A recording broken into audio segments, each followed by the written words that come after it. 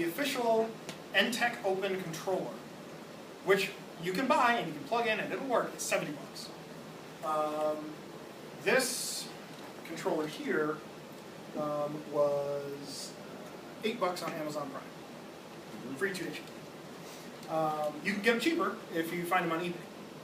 I've seen them as low as like $5. And you are not constrained to a pre-made light. So most of the lights you'll find are these spotlight types. Right?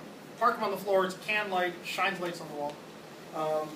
All those cool Christmas lights displays that you see, that time to videos, stuff like that, that's DMX lighting. That's exactly the kind of thing we're talking about here. And so if you roll your own, then you can get really cool and very creative. Disadvantages. It's DIY, which means you got to do it yourself, which means that there's a lot of effort involved.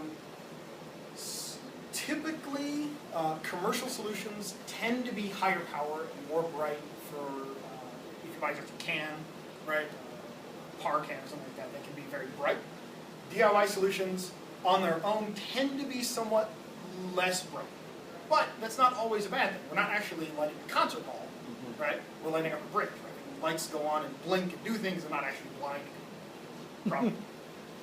And the other interesting thing is that DIY lights tend to be separate from the actual control of the lights. Okay, so what I have here on the table is this is my USB to DMX converter. So this takes the info from the computer, turns it into DMX, which is just a serial communication protocol. This here is the actual light controller. This takes the DMX input, it takes DC power, does some electronic stuff, and then turns that into control for the actual lights. The lights themselves, you could make your own controller if you really wanted to. You could run this straight off of an Arduino with some FETs. I mean, you can do a whole bunch of stuff. But part of the disadvantage of going DIY is that you have, an advantage of going DIY, you have absolute control over every aspect of your system. And the disadvantages of going DIY is that you have absolute control over every aspect of your system, which means that there's a lot of places to screw up. Trust me. Technical basics, okay? The DMX protocol, it's based on RS-485 serial communication. It's kind of like 232, but it's got a higher voltage, and I think it runs faster. The NTech Open is based off of a very particular FTDI chip, the FT232R. That chip is just a USB to RS-485 converter chip. You can buy it, you can make your own little board off of it. You can get one cheap. That's what I would suggest. This is cheap. You can get 10 even cheaper. You can get 10 even cheaper. That is absolutely true. Artemis uses the D2XX DLL. It comes packaged with the game. Although what I and others have found is that sometimes with these off-brand USB to DMX converters, going to the FTDI site and downloading the latest driver will sometimes fix problems of things like not communicating or something like that. So if it's not working, just get the latest driver. And as a protocol, DMX is technically DMX 512, which means that you can address 512 separate light channels. Although realistically, you're probably going to get less than that for reasons that we'll get into. Point being, 3 parts, right? We go from USB to DMX, DMX to our controller, from our controller to our lights. So there's 3 stages here.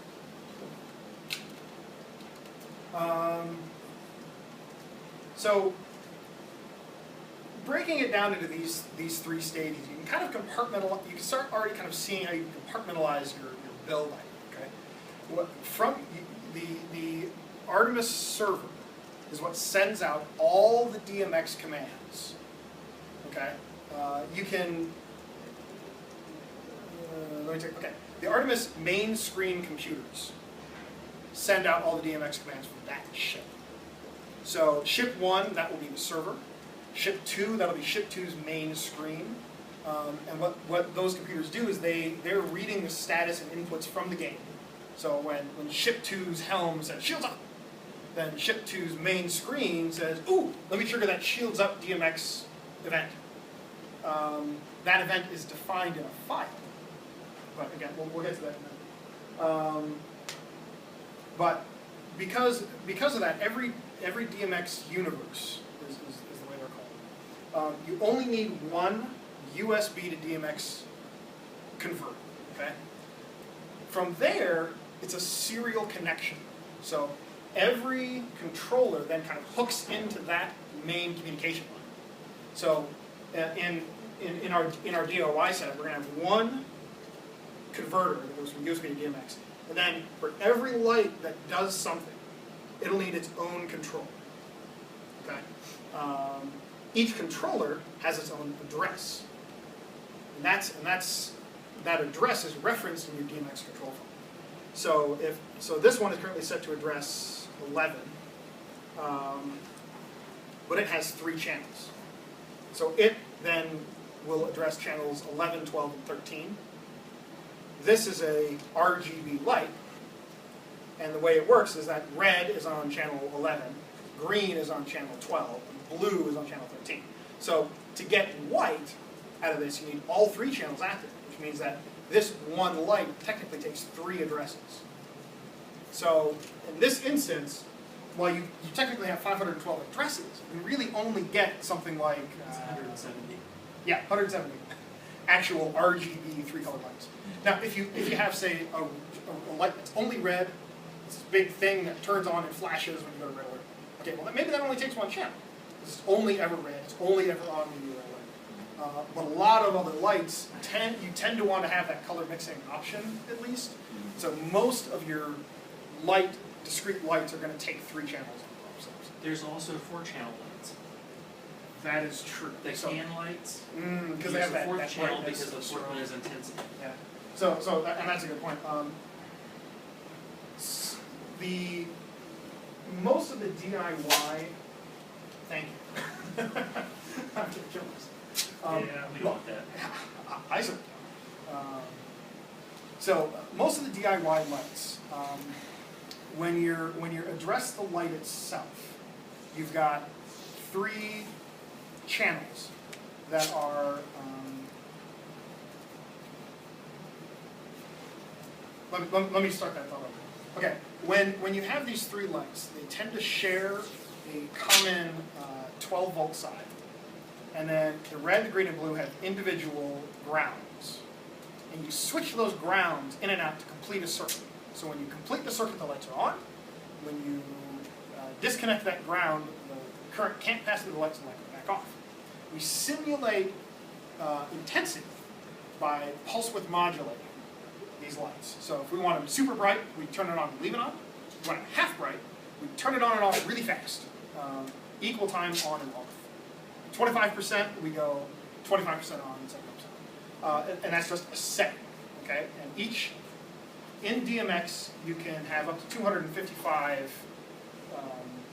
incremental adjustments in brightness, which is probably more than you really need, theoretically, but what it is kind of neat is that you can actually go into paint. You go to a particular color, right? You go to paint color wheel, you find the color you want, okay?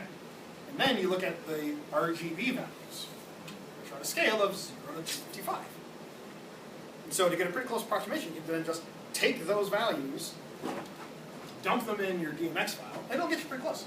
If you want light that fades from cyan to purple, pick cyan, and you pick purple, and now you have your RGB values.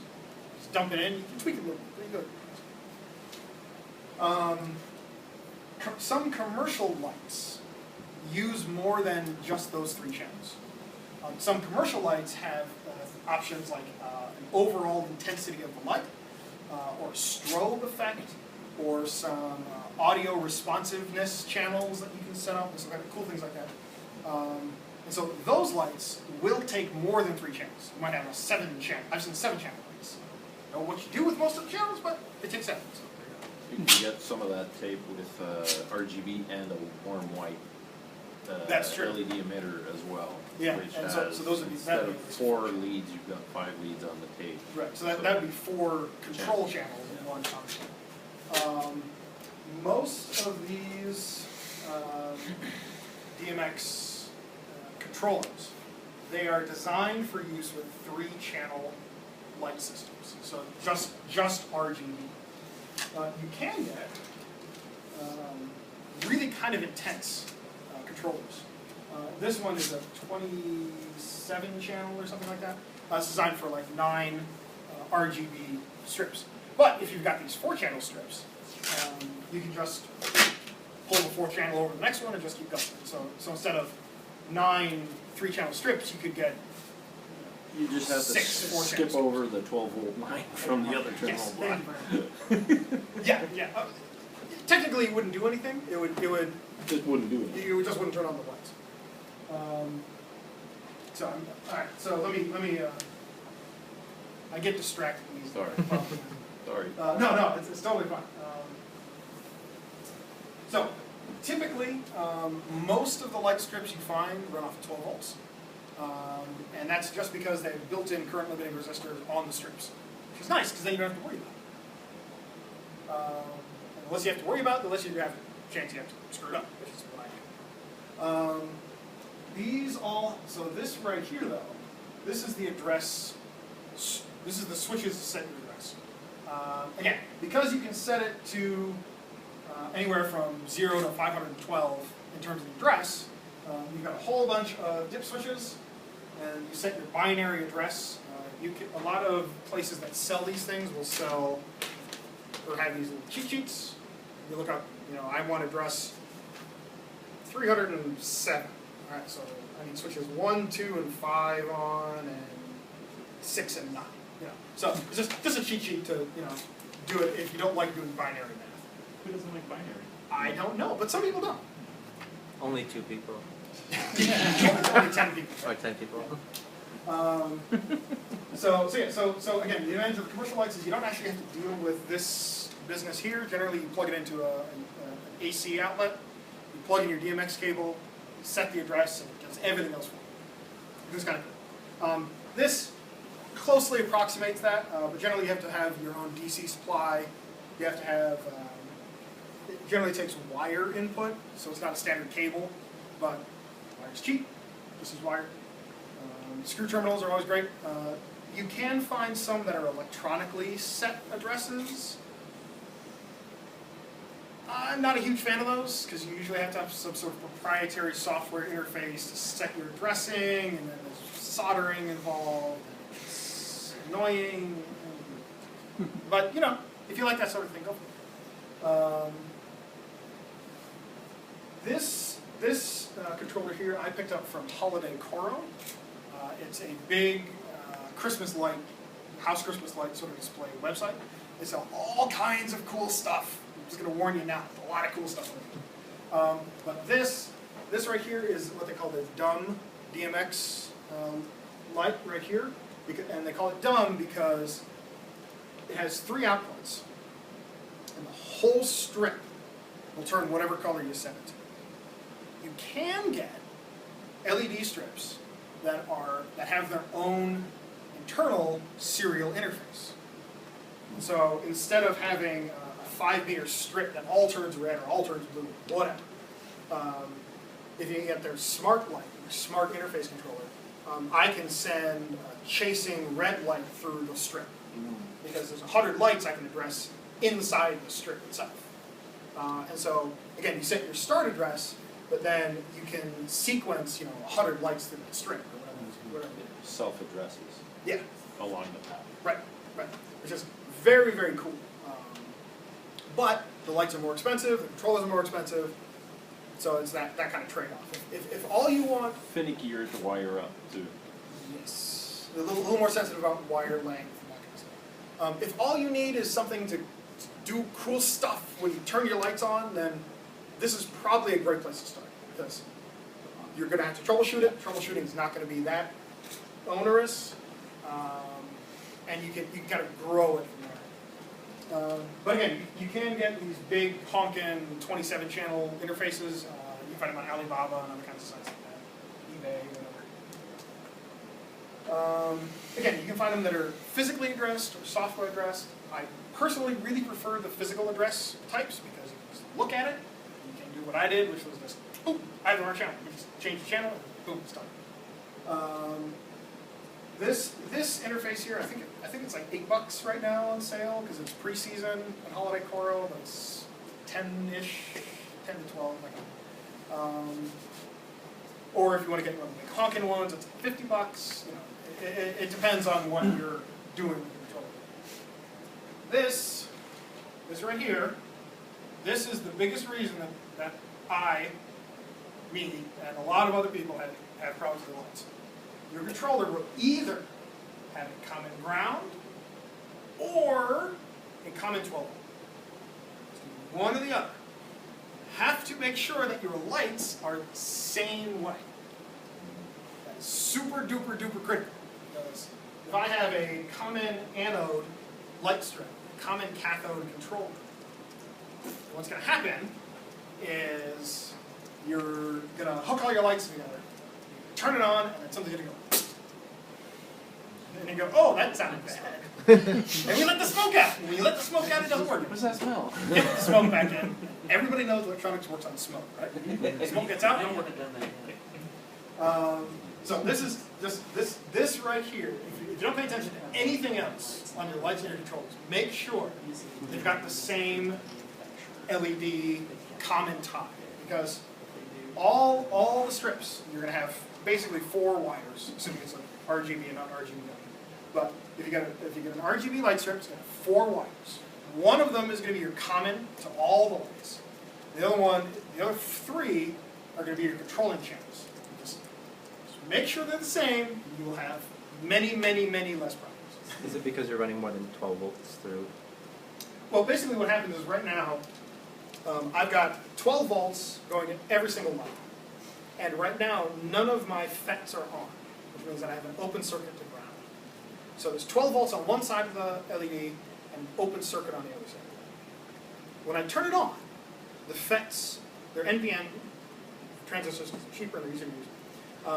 When you turn them on, they pull the other side of the LED low to ground. Completes the circuit. Now I have 12 volts flowing through my LED and current limiting resistor. Right. Light comes on, everybody's happy. But that 12 volts is shared between all 3 channels. But only the red turns on when I activate the red FET. Only the green comes on because it's only connecting to green LEDs. If I've got it backwards, okay, and I've got instead of plugging in my white wire to 12 volts, I'm plugging in the ground. And then all my other wires, when I turn those FETs on, instead of going to ground, they go to 12 volts. So now I'm reverse biasing all of my LEDs. What probably happens at that point is nothing. That's best case scenario. Your LEDs should be reverse voltage protected to at least 15 volts. Because they're diodes, right? Because they're diodes. Yeah. They're diodes. But a lot of LEDs don't have a really good reverse voltage protection. A lot of LEDs are in the 15 volt range. So driving to 12 volts in reverse bias, they're probably okay. Assuming you don't have any voltage spikes, assuming that your LEDs are all manufactured the same, they're probably okay, but they just won't work because you're reverse biasing all of your LEDs. So best case scenario is nothing happens. Yeah. Right? Potential case scenario is that they start smoking because some were kind of on the low side in the manufacturing batch. So you have variance across the diodes, and so it's equivalent to like a sewer backup. Kind of, yeah. So really, I mean, that whole scenario is avoided as long as you make sure they're all the same. It doesn't matter, honestly, which one you go with. Really makes effectively no difference. That conversion is all handled here in the DMX to light controller. But it has to be either common cathode or common anode. Common anode, I think, are more common. What I've noticed with the common cathode, when you get it wrong, is that you'll fry the first segment, and nip it off, and that segment's pooched. Sure. And what I call a segment is The first the three first lines. 3 LEDs As, of a as, strip. so as you can see here, there are these little copper pads every couple of lights. And what that actually allows you to do is you can actually just cut it. And then you can solder wires between the pads. And so you can technically just clip it and stretch it out effectively. Or make individual strips or whatever you want to do. Well, you because- can hook up each of those segments to a controller and have a pilot control. Absolutely, right. So what I've noticed is when you have a common cathode wire drawn, you'll fry the first segment, and if you're lucky, the rest of the strip is okay. 12 volts, 5 amps? Is that? It depends on the load. Yeah, I was saying, it depends on how long your strip is. Yeah, that's Okay. what I was wondering. So this one, it's got 3 LEDs per segment. On average, a strip like that will pull about between 3 and 6 amps. Yeah, because you got I would say 3 amps. 3 This amps is- per channel, so 9 amps. Yeah. Okay. yeah, but this is also a 5 meter strip. Okay. Yeah. So if you have a short strip, it's just you're gonna have because all of these LEDs are in parallel. Okay. So that's why the current goes way up. But you cut it down in size, and your current comes down with it. But a strip like that does not suffer from a voltage drop issue, though, right? It will. It might.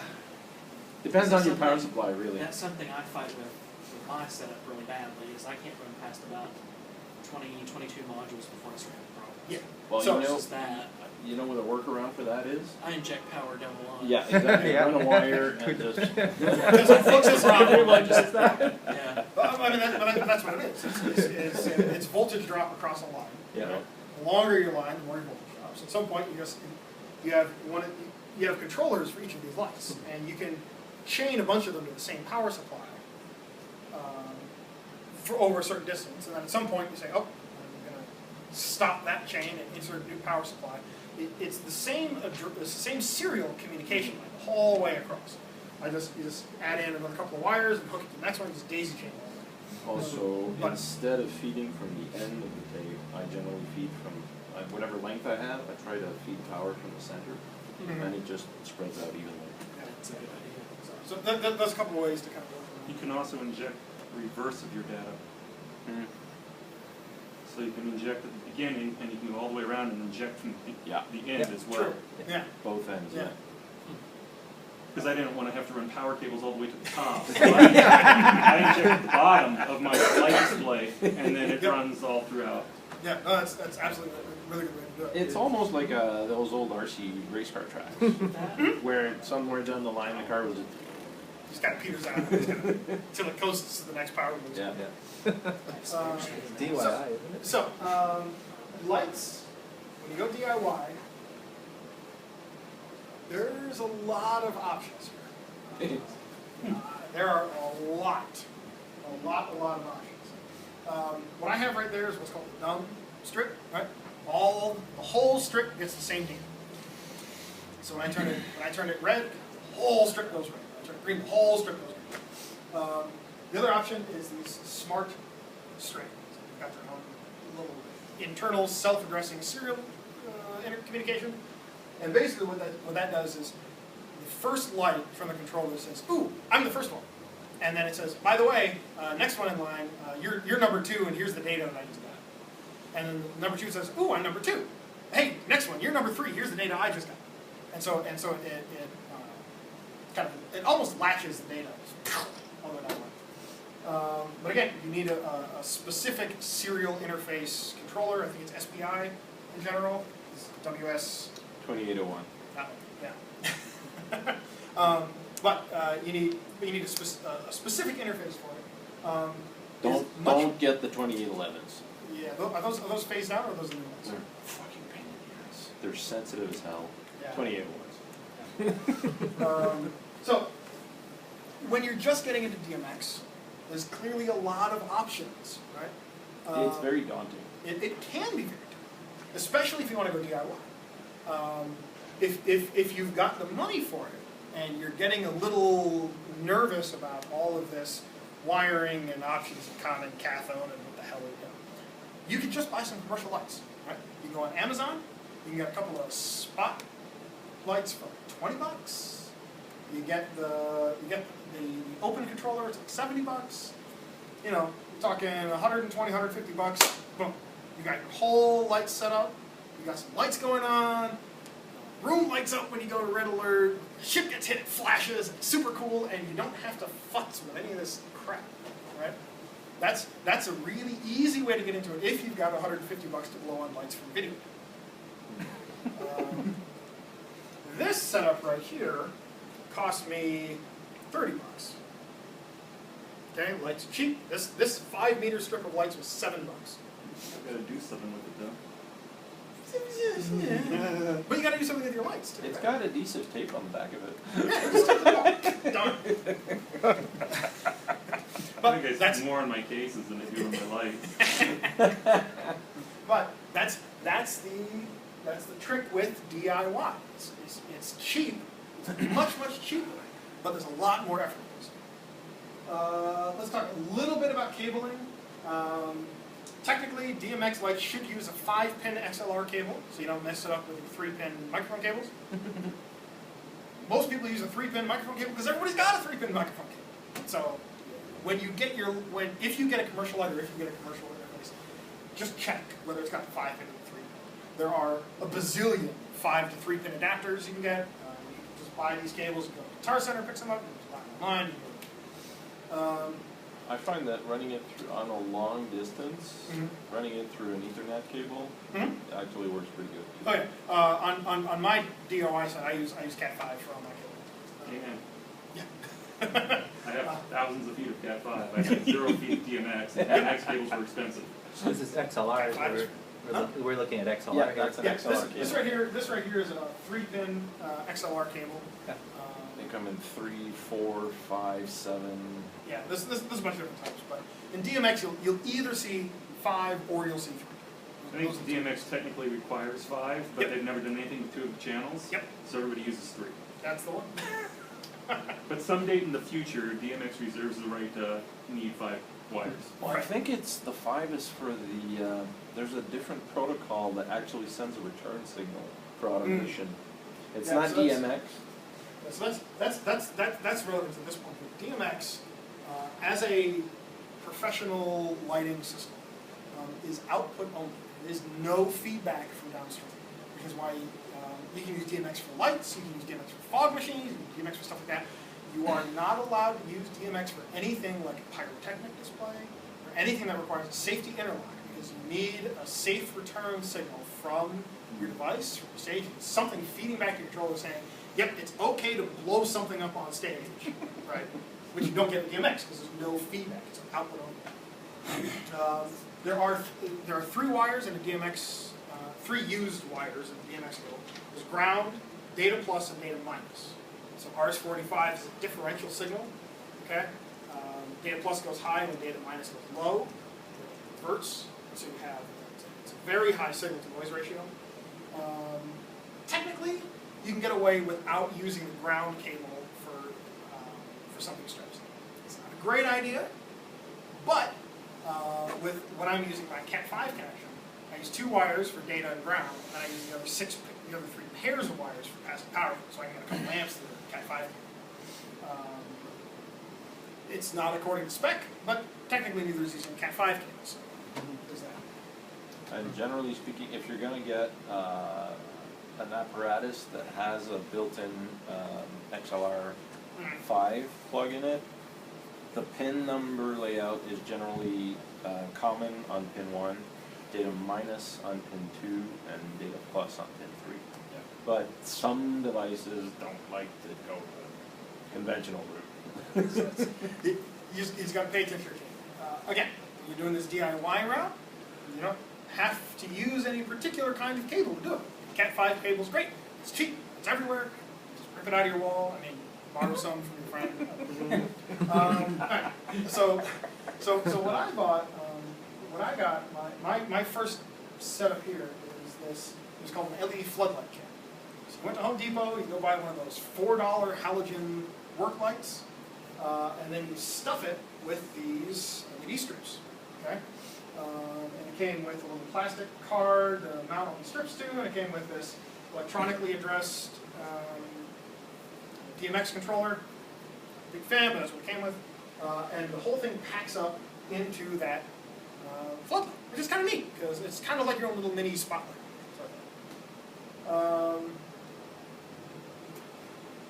Holiday Core used to sell a programming cable for their electronically addressed DMX boxes, which was just this fancy cable. Yeah, $20 is better than 70. That is true. That is true. But I like $10 better than 20. But I had a 12-volt power supply that I harvested from a weed that was dying. Power supply, it had like 4 amps on it. It was pretty good. So I used that. And that runs my 4 spotlights, and I got a an LED, one of those LED plastic bar things you can buy at Costco that have like 6 of the bars in it. They're RGB, they're running 12 volts. So I power those too. There are a lot of things that run on 12 volts. Surprisingly enough. PC power supplies. I convert mine out of PC power supplies. Yes, absolutely. Yeah. If you got a dead laptop, power supply is probably still okay. Ideally, you want a stepper power supply. Yeah. Because I've noticed with the 2801s and the 2811s, the ones I hate, if you don't have a stepper power supply, nothing's happening. Interesting. Nothing at all. There's too much garbage on the line. That's with the conditioner built in there. Yeah. Okay. It's I mean, generally any power supply that you can plug into either 110 or 220. Yeah. The ones that you can't, stay away from. Yeah. So I mean, all this stuff, a lot of this stuff is just stuff I had lying around the house, right? You know, I picked this up specifically for this demonstration. You can buy them on Holiday Coro. It's $15. Probably don't need it. Probably have something that works already at home. It is waterproof. It is waterproof, which is nice. If I ever took any of my stuff outside, or somebody happens to be enjoying a beverage of their choice, and oops. If Mike comes up with an aquatic species for the lore eventually. I go to Mike's Artemis parties quite a lot. We're the kitchen bridge. Kitchen bridge because we're right next to the bar, which is great. I leave my lights on the other side of the room, which is also good. It's a good time. All right. Anything else? Next week at 5. We're going to talk about that. Okay. Yeah, that was pretty much it. So what time is it? It is 15:14 and 17 seconds. Let's run through your presentation real quick. Okay. So Nathan had What time are we supposed to end? technically 3:30, I think we can kind of skip through. 15. I'll have to go really fast. I'll have a question for you too, Mark, but we can do it probably after Sure thing. this session. You need to put your slide deck up on the forums? My slides is are already already there. on the phone. It's already there. Okay. I actually just downloaded that from the I'll phone. send you the link. But this one we can put up on the phone. Most of what I actually have is already in the message thread I've been posting anyways. Mhm. So, And except for the his most bridge recent couple. is here, which is Oh. the cool part. You just go downstairs and check it out. Yeah. Yeah, and there's some stuff that's so new on the bridge that I didn't have time to put into PowerPoint. Which Nice. bridge is it? So, the one in the far back corner on the left side with all the walls and the lights and all Cool. that stuff. Yeah, so there's one on the right side with walls, and the right side with walls is one on the left side. Yeah. So this is one. I've posted most of my designs on the forum too. Awesome. Good.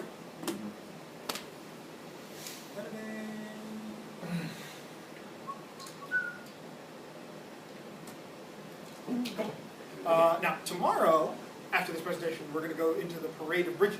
We're going to wander downstairs and look at some of the cool bridges with cool lights, and we're going to say, hey, quit your game and show off your lights. And I'm sure they're going to be totally cool. So, Okay. So, I'll skip through some of this. Most of this was basically the evolution of where I started and how I ended up where I am, so I'll kind of fast forward a bit. Of course, discovering that Artemis was able to do lighting, I started screaming like a little girl, and it exploded very quickly.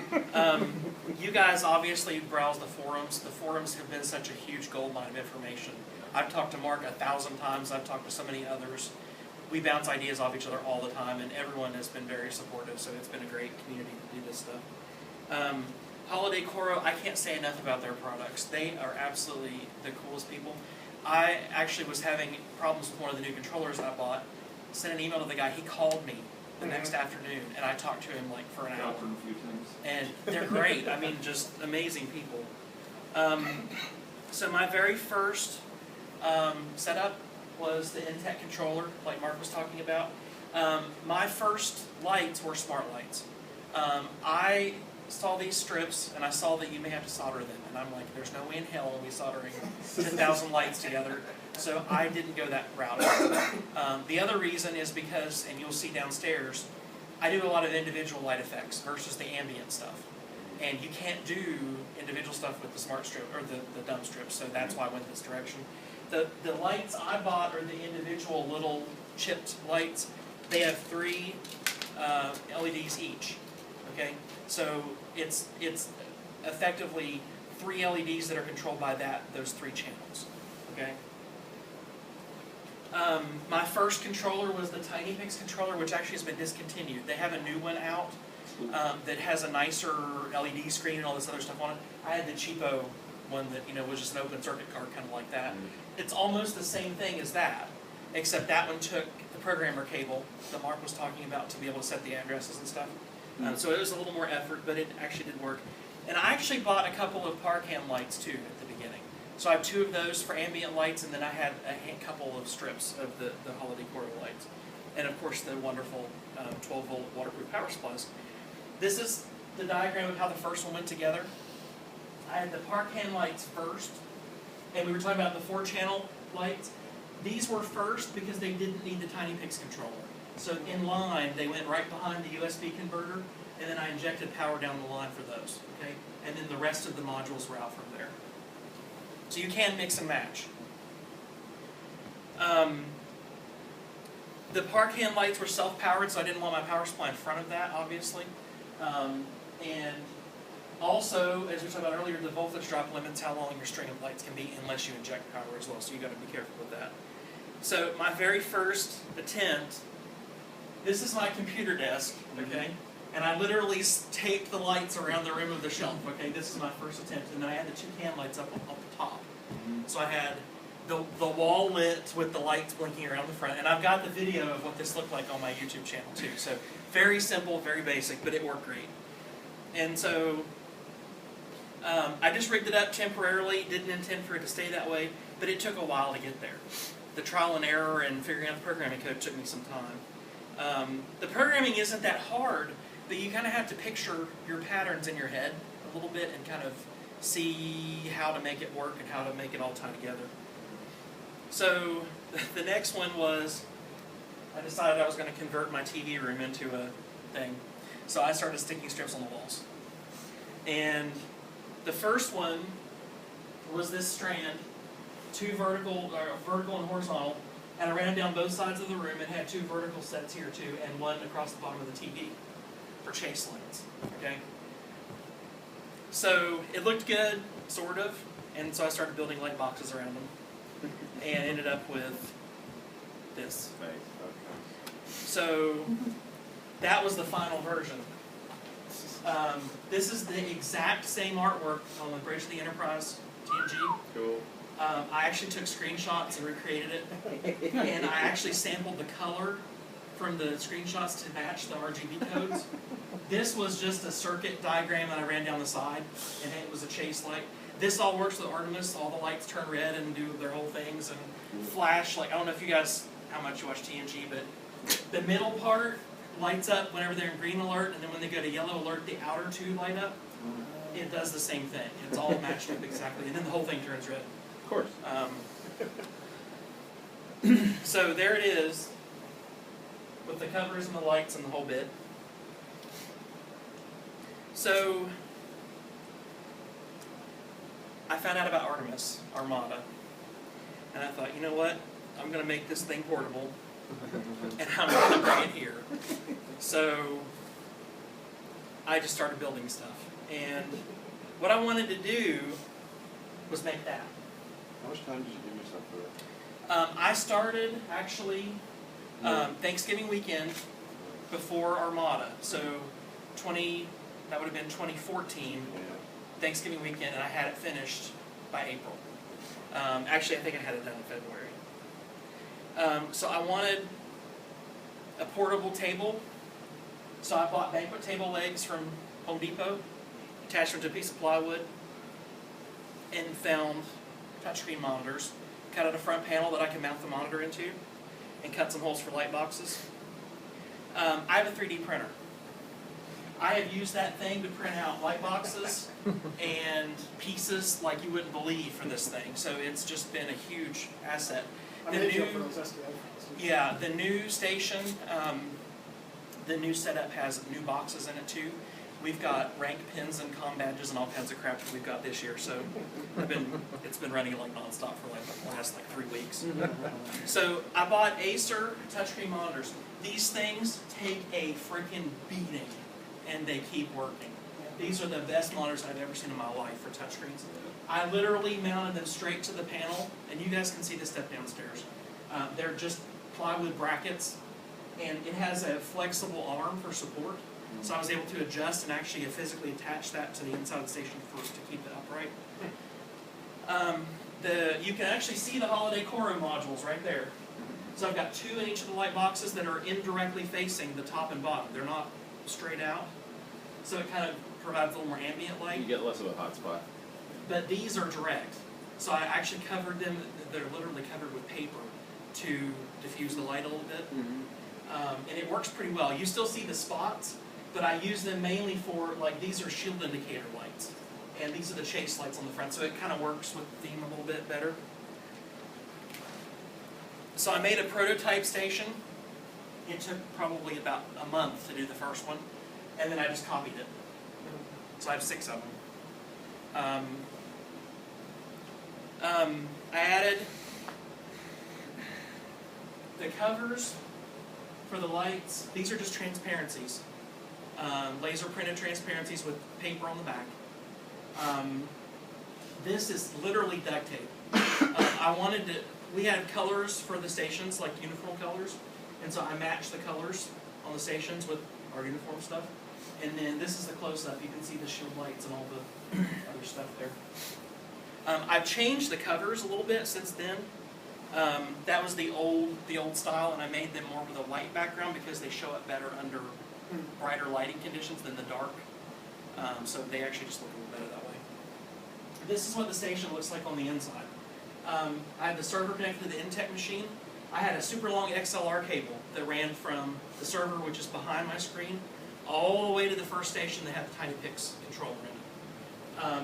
That had its own power supply, and every station has its own power supply to make sure the voltage drop doesn't mess up. In between, I have the Ethernet cable like Mark was talking about. So I have an in and an out on each station.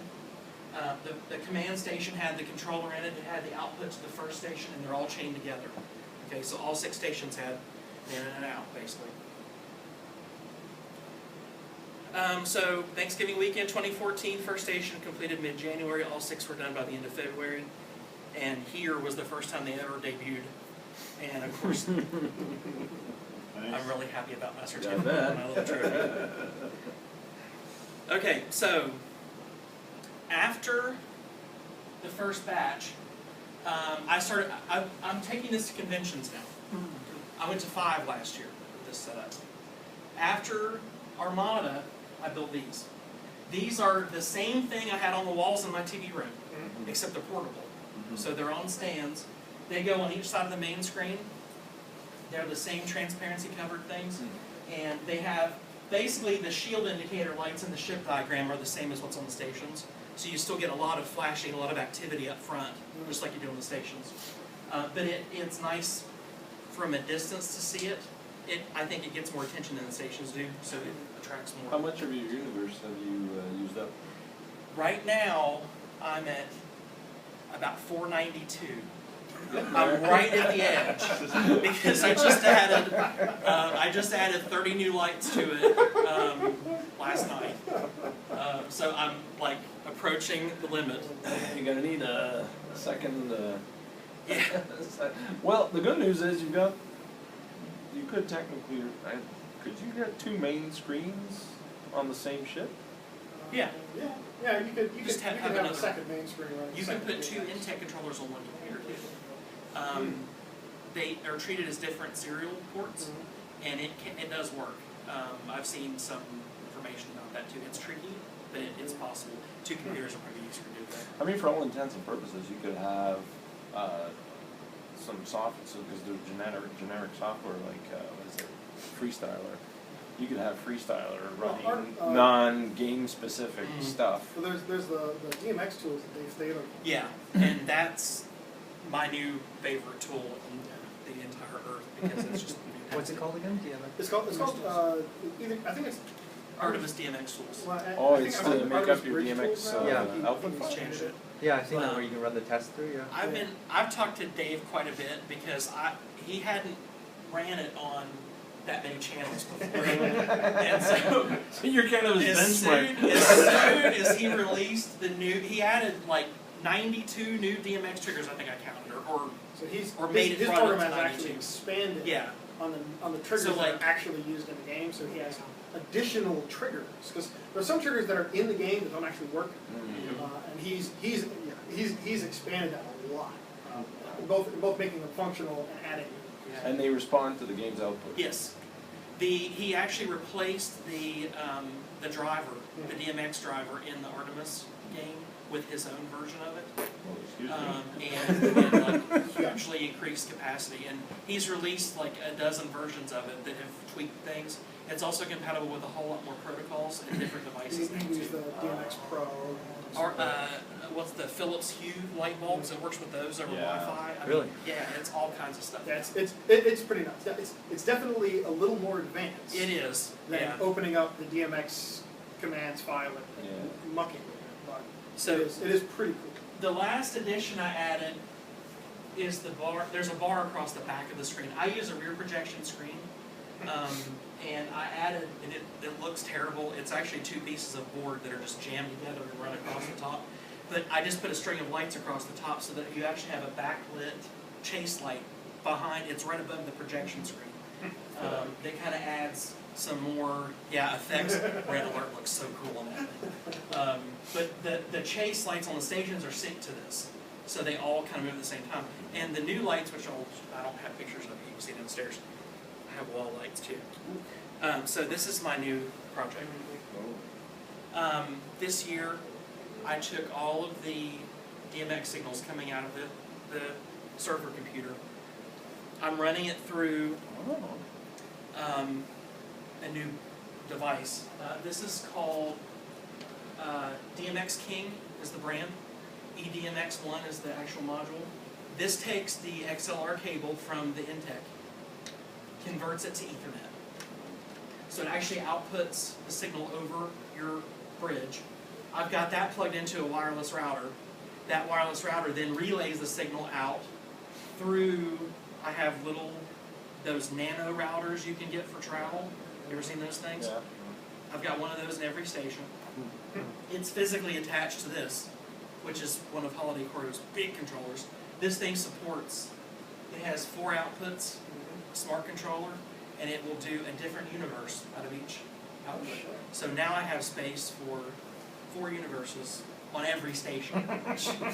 So 4 times 5, 12. More lights, Yes. more lights. On each station. I have 8 of these controllers. So I have now room for 32 universes. Oh my. Yeah. Playing Q now, aren't you? So I built walls this year. I don't like them very well. I'm not happy with them the way they look right now. So they're going to probably be either torn down or significantly redone. But I wanted when I go to conventions, sometimes I'm on a big open floor, and I wanted a room to try to help Simulator with. pod.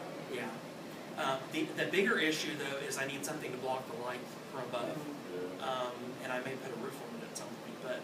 But and then I had this insane idea about. Yes. Yes. Yeah. Did you guys see this post? Yeah. So I've got all the parts to do this. I actually found there's solenoid motors for door locks from a car because cars use 12 volt, and I found a DMX relay that allows you to trigger It's a 3 output DMX relay. group and addressable relays, Yeah. yep. So you hook the relay to a door lock mechanism, which pops the pin out. And I have boxes. The boxes are done. They're all downstairs, but didn't have time to finish it. So they don't explode, but I do have the flashing lights and all the junk inside. They're actually boxes for my controllers. So there's working parts in there, and I just was going to rig up the solenoid to pop the doors open so they fly open. And I was going to put a bunch of loose Cat 5 cables and have it fall out on the floor so that at like 40% damage it would trigger one box to open, and at 60% damage the second one would pop open. Yep. So I've got another one for you, if you ever find some free time. It's something I was thinking about. I was telling David a minute earlier, before the panel started. Essentially, you have it is built into each console. You have a relay power conduit puzzle, Okay. and basically, when a specific system takes too much damage, the relay, the DMX file sends a reassigning of the relay puzzle. And then using polarized magnets or whatever, isolinear chips, if you will, Yeah. with polarized magnets, you just pull them out and you resequence them so you bypass power, and it would essentially cut power to the monitor and nothing else. Not, mind you, you have touchscreen computers, so that's Right. tricky. But if Well, it's just a monitor, then I had actually pondered the possibility of when, like, if you took enough damage to sensors to kill the power for the science station. I actually thought about doing that. It wouldn't be that hard really to do with those relays. You just literally flip a switch and turn off all the power to the DMX you just lights. kill the 120 volt to the monitor. But and I want the monitor and everything. I want the whole thing to go down. And But if you're using touchscreen computers, that's a different story. well, 'cause I you're wouldn't turn booting- off engineering, No. and I would only turn off the monitor. So And that way, when engineering Auxiliary- repairs the sensors, the auxiliary monitor comes control. back. So I mean, I was debating that one, but I thought that was a little too far. Yeah, it's a future idea. Yeah. One of the, and it's a minor thing, but the old stations you saw had duct tape around the rims. It looked like crap. So I actually bought real trim work and cleaned them up.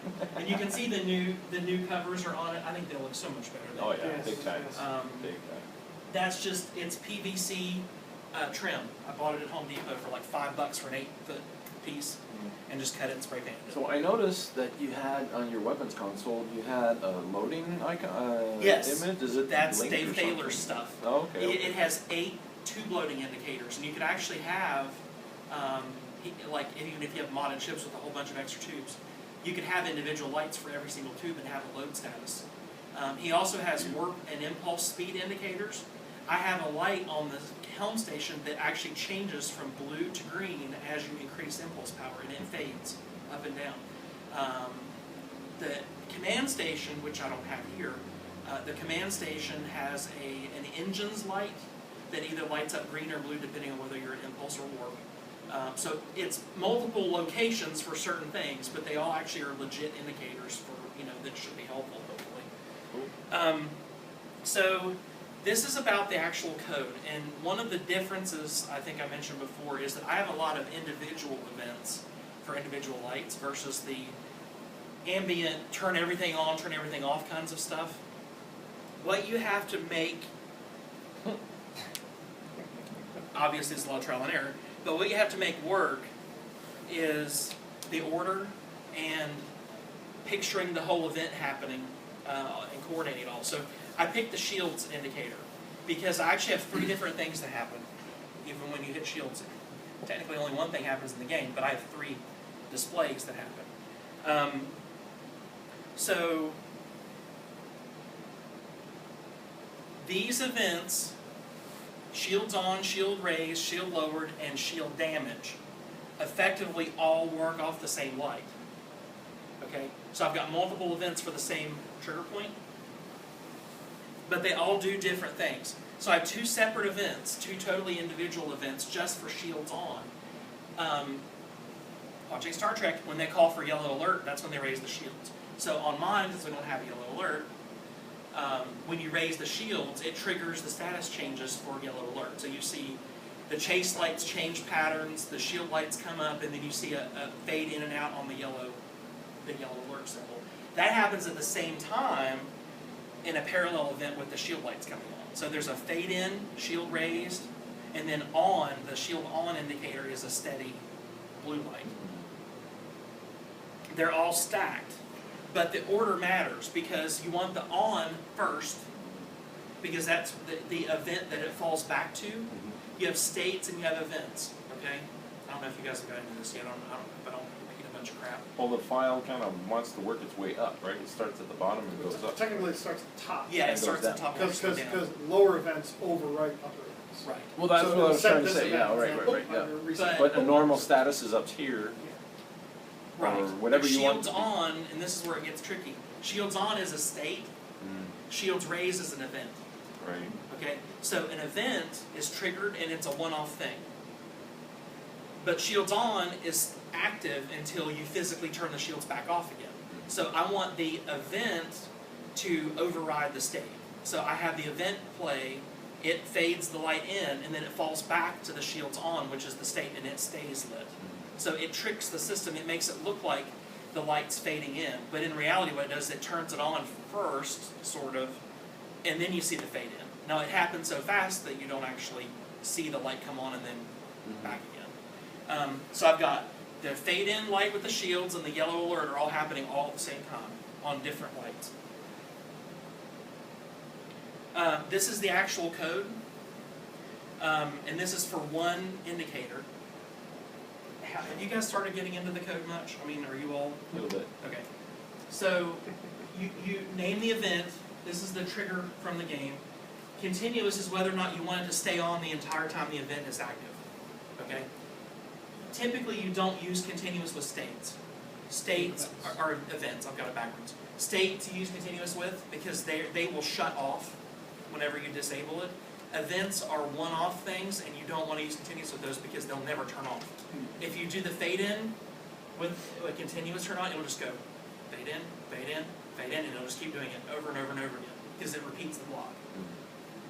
So this sets how long, and with a continuous event, unless you're doing fade-ins and fade-outs, if it's just a steady light, which is what this is, the length of the time block really makes no difference.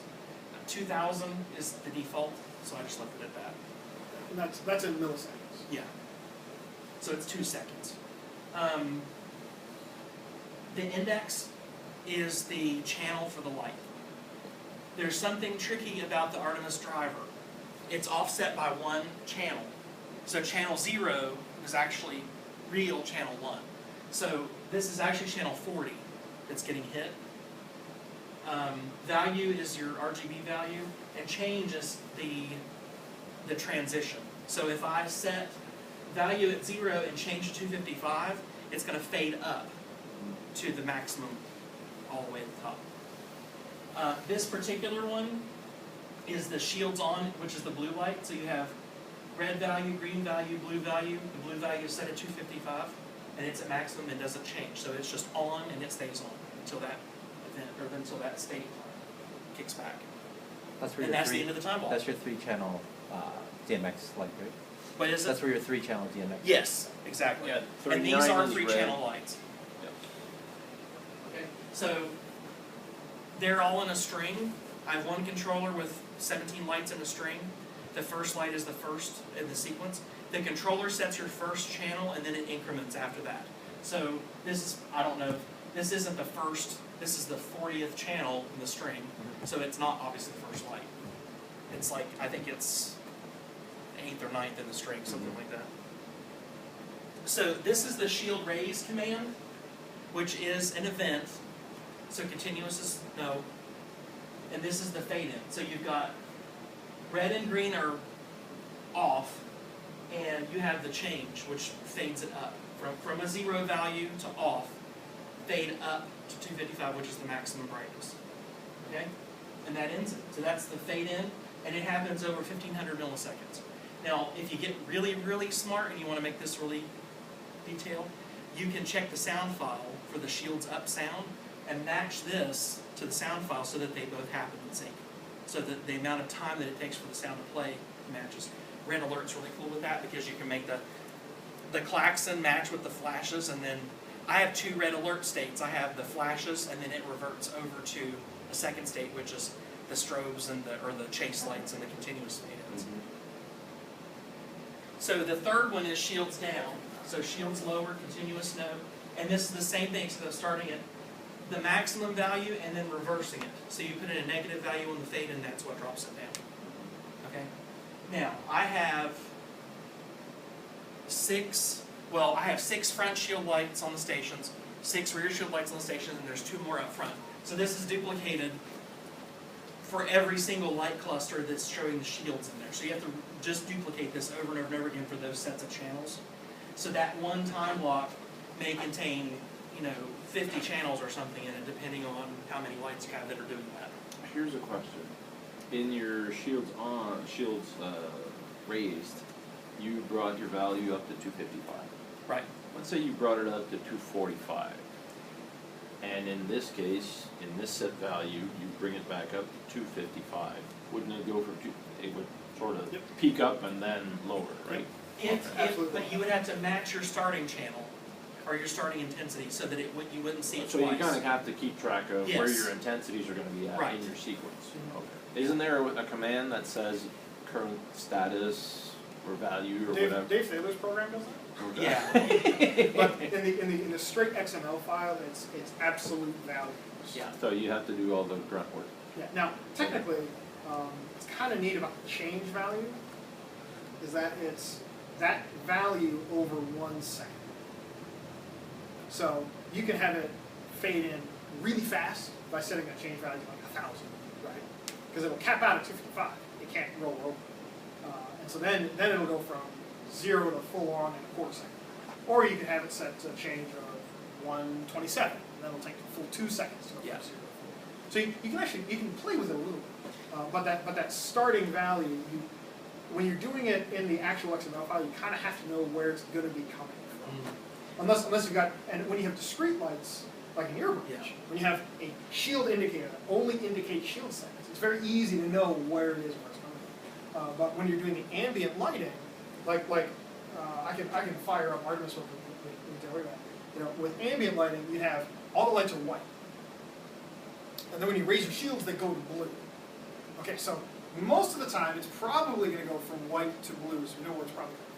But if we were docked and we turned our shields on, well, now we're coming from green to blue. And so if I just use my standard fade in from white to blue, it will be green, green, green, green, white that goes to blue. And it'll be kind of weird. And one of the ways you get around that is the value sphere other indicators for that event. If you set a 0 for the value, it will blank out the light. So it will change it from its original state to nothing, and then it'll fade it in. But if you leave these blank, you can actually fade or make your change, like in this case, this is shield lower, so it would be the reverse. You could actually change them so that if you knew the state was going to be white and wanted to go to blue, you could have it change, fade in these colors, fade out the white, and fade in the blue. So you could make these negative values on the changes to 0, so it would fade down the channels and then fade up the blue channel to offset that. So it's not an instant thing. And also, and this is something I learned after the fact, I didn't know about the 1 second thing. Dave Thaler's program taught me that. Yeah. His program, if you have a 2,000 millisecond time block and you want to fade it over that span of time, it'll recalculate your change value based on that. I found that out. So this would actually be, at 2,000, this would be 170 instead of 255. Because this value is independent of this. Right. I did not know that at the beginning. So I couldn't figure out why his software was doing that for a long time either. Yeah. So this is the 4th event. This is the yellow alert fade-in. This is a 2-step piece, okay? So this is the first time block of the event. This is a continuous, actually it's a state, continuous state, okay? This fades in 2 colors because I want yellow. So that's red and green mixed together at 128, okay? So those 2 fade up over that time block to the yellow, okay? The next time block after that fades it back down again. So it's inside the up. same events. Yeah. I'm still wrapping, I haven't ended the event until down here. So this is 2 different time blocks in the same event. So I'm fading up and then fading back down. So it's a cycle. And then it repeats. So as long as that state's running, it'll just keep going back over that it's state over and continuous. over. Right. Okay. So it cycles up and down and up and So down that's until the- someone lowers the shield. That's what you were explaining earlier, the difference between a state and an event is Yes. if you toggle the continuous on or not. Exactly. Well, and more specifically, some events in the game are states and some are events. Right. So player shield on is a state.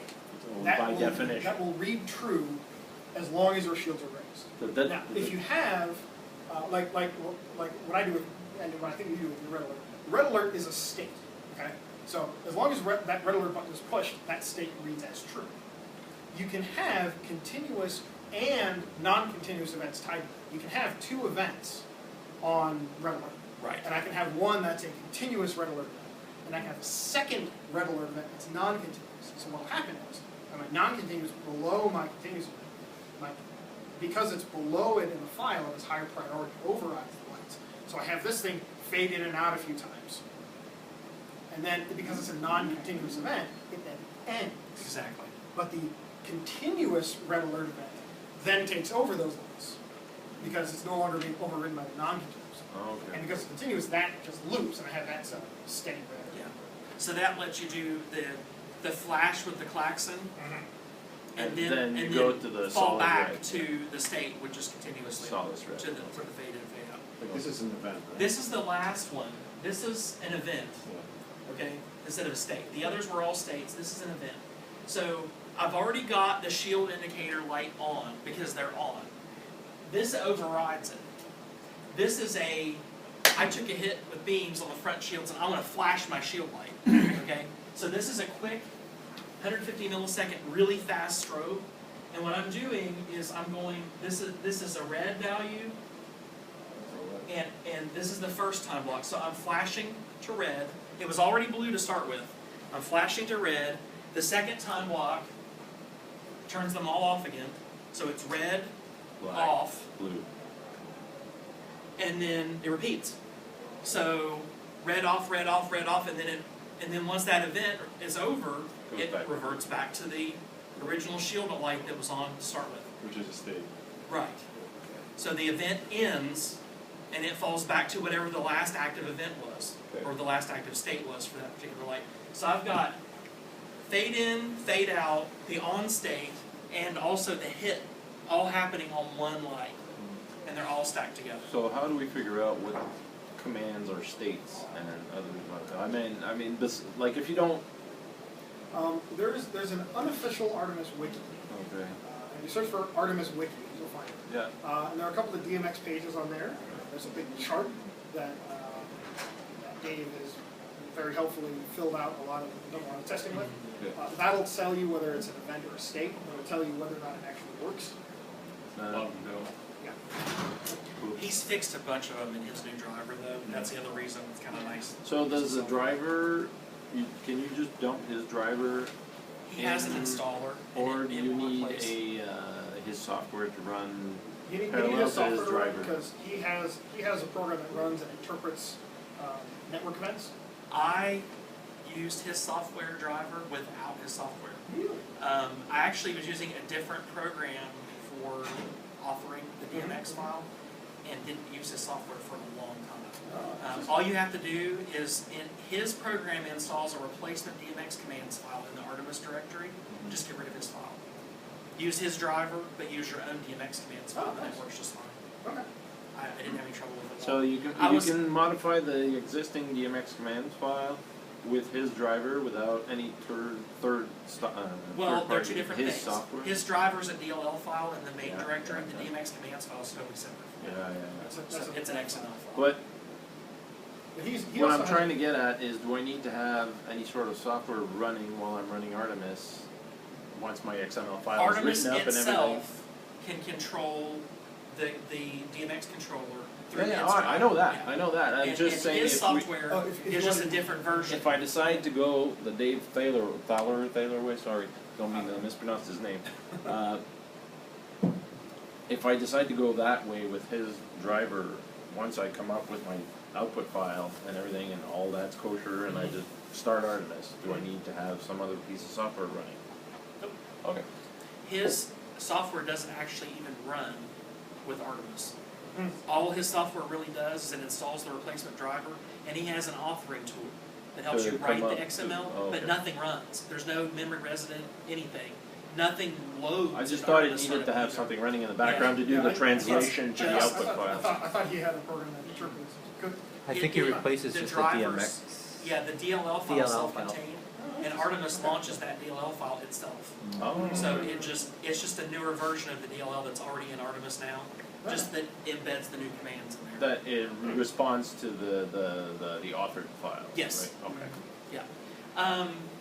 Summary, stacking stuff on lights is really tricky, but it's also really cool.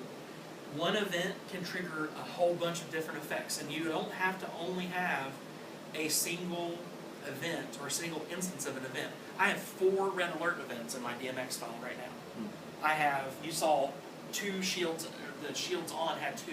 So you can duplicate them. One can be continuous, one doesn't have to be. You can mix and match these as much as you want. The order is absolutely critical.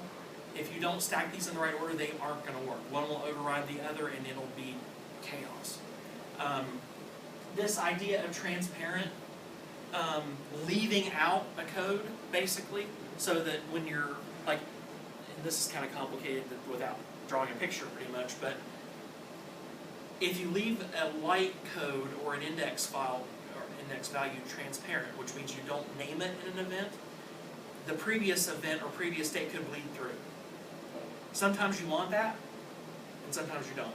So masking it with, I had all the values set at zeros, sets the value and it masks the previous state, but sometimes it's helpful to actually have some of those other events shine through because then you can blend things together. In some cases, it works pretty well, in others it doesn't. It makes your commands file way bigger, having to set all those values. It's like a crossfade. Right, exactly. Like we're talking about with the white to blue versus the red to blue or whatever. And I forgot to bring my stats up here, but the DMX file I was using before I started using Dave Thaler's was 55,000 lines. And that was before I added on the last batch of stuff.